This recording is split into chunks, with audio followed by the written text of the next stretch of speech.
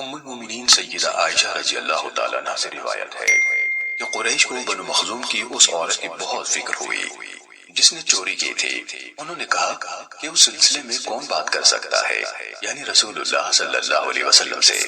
کہنے لگے کہ اسامہ بن زید رضی اللہ عنہ کے علاوہ اور کوئی یہ جرت نہیں کر سکتا، وہ نبی صلی اللہ علیہ وسلم کے چہیتے ہیں۔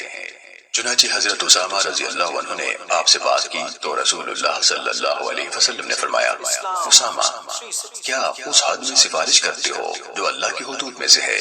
پھر اب کھڑے ہوئے اور خطبہ دیا اور فرمایا، تم سے پہلے لوگ صرف اسی وجہ سے ہلاک ہوئے تھے کہ ان میں جب کوئی معزز آدمی چوری کر لیتا تو وہ اسے چھوڑ دیتے، اور اگر کوئی کمزور چوری کرتا تو اس پر حد قائم کر دیتے تھے، اور اللہ کی قسم اگر محمد کی بیٹی فاطمہ بھی چوری کرتی تو میں اس کا بھی ہاتھ کاٹ ڈالتا۔